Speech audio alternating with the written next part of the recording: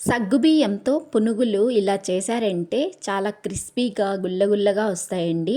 చూడండి ఎంత బాగా వచ్చాయో. ఒకసారి ఇలా ట్రై చేసి చూడండి.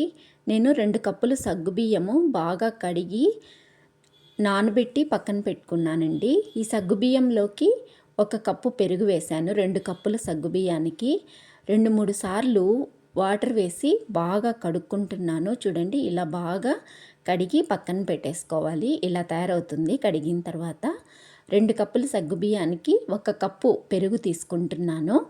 పెరుగు వేసి బాగా మిక్స్ చేయాలండి. ఒక 2, 3 సార్లు బాగా మిక్స్ చేసి 2, 3 గంటలు నానబెట్టి పక్కన పెట్టుకోవాలండి. ఎంత బాగా నానితే అంత క్రిస్పీగా వస్తాయండి. ఇక్కడ నేను 2, 3 గంటలు బాగా నానబెట్టి పెట్టుకున్నాను. చూడండి ఇలా తయారైంది. తర్వాత 2 స్పూన్లు బియ్యపిండి, 1 కప్పు గోధుమ పిండి వేసానండి. 1 కప్పు కంటే కూడా కాస్త తక్కువ వేయండి, బాగుంటుంది. 2 స్పూన్లు బియ్యపిండి వేశాను.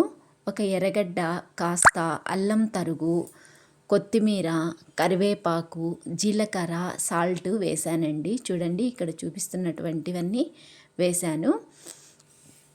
ఇలా వేసుకుంటే కాస్త స్పైసీగా ఉంటాయి. లేదంటే మనం ఊరికే ఆనియన్స్ వేసైనా కూడా చేసుకోవచ్చండి. చూడండి ఇలా కట్ చేసి వేసుకున్నాను. అన్నీ వేసిన తర్వాత కాస్త సాల్ట్ కూడా వేసి బాగా మిక్స్ చేసుకోవాలండి. మనం వేసినటువంటి గోధుమ పిండి, బియ్యం పిండి బాగా పట్టేంత వరకు బాగా అంతా మిక్స్ చేసుకొని పక్కన పెట్టుకోవాలి. చూడండి ఇలా అంతా వేసిన తర్వాత స్పూన్ కంటే కూడా చేత్తో బాగా మిక్స్ చేయటం వల్ల బాగా కలుస్తుందండి. నేను బాగా చేత్తో మిక్స్ చేసుకొని పక్కన పెట్టుకున్నాను. స్పూన్తో సరిగ్గా కలవడం లేదు, అందుకే చేత్తో మిక్స్ చేసి పక్కన పెట్టుకున్నాను. స్టవ్ ఆన్ చేసి డీప్ ఫ్రైకి సరిపడేంత ఆయిల్ వేసి, కడాయి పెట్టి ఆయిల్ వేసి ఇక్కడ చిన్న చిన్న పునుగుల్లాగా ఆయిల్లో వదులుతున్నానండి. చూడండి ఇలా మీడియం ఫ్లేమ్లో పెట్టి ఫ్రై చేసుకోవాలండి. మనం హై ఫ్లేమ్లో పెడితే లోపల సగ్గుబియ్యం అలానే ఉంటాయి, పిండి అంతా అలానే ఉంటుంది, పైన ఎర్రగా తయారవుతుందండి. అందుకే ఫస్ట్ స్టార్టింగ్ హై ఫ్లేమ్లో పెట్టి తర్వాత మీడియం ఫ్లేమ్లో పెట్టి కుక్ చేసి తీసేటప్పుడు మళ్ళీ హై ఫ్లేమ్లో పెడితే బాగా తయారవుతాయండి. చూడండి ఇలా మరలా అటు ఇటు టర్న్ చేసుకోవాలి, లేకపోతే ఒక పక్కే కాలుతాయండి. ఇలా అటు ఇటు బాగా టర్న్ చేసుకున్న తర్వాత తీసి టిష్యూ పేపర్ వేసి ఉన్న ప్లేట్లో వేసుకోవడమేనండి.